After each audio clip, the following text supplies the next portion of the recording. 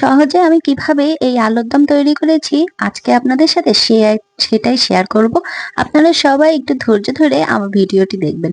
এই দেখুন, আমি ছোট্ট ছোট আলু বাজার থেকে কিনে নিয়ে এসেছি এবং খোসা ছাড়িয়ে নিয়েছি। তারপর আমি কড়াইতে সরিষার তেল দিয়ে সেই সরিষার তেলের মধ্যে পেঁয়াজ, রসুন বাটা, আদা বাটা একদম কষে যেই বাটাগুলো দিতে হয়, আপনি গোশ রান্নার সময় যে মশলাগুলো দেন ঠিক সেই মশলাগুলো সবকিছু দিয়ে দেবেন।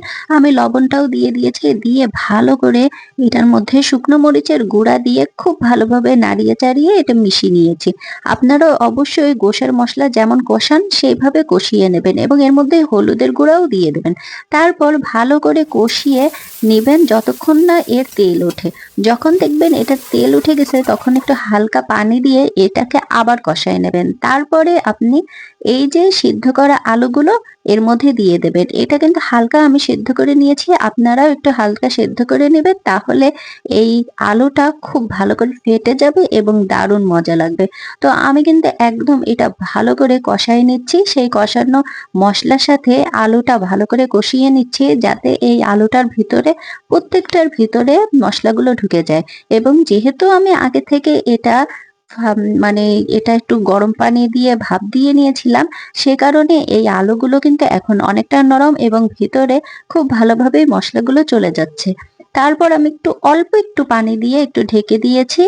ঢাকনা আপনি কিছুক্ষণ রাখবেন, তারপরে আপনি হালকা আঁচে ঢেকে দেওয়ার পরেই দেখবেন বেশ কষানো যে তেলগুলো সেগুলো কিন্তু আলুর সাথে খুব ভালোভাবে মিশে গেছে এবং অনেক আলু ফেটে ফেটে আসছে।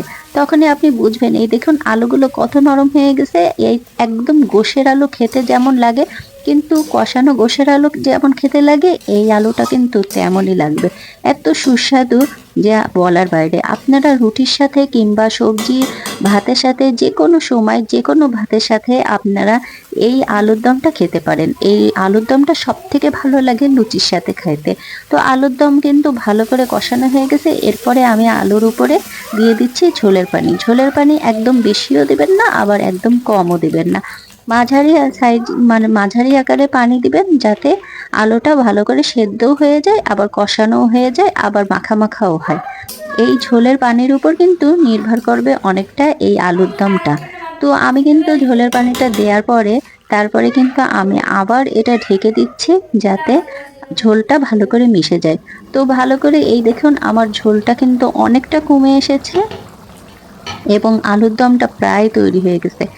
এতটা সুস্বাদু লাগছে, গন্ধটা চারিদিকে ছড়িয়ে গেছে। তো আমার আলুর দম কিন্তু একদম রেডি। দেখছেন গোশের থেকে কিন্তু এই আলুর দমটা খেতে আরো দারুণ লাগে।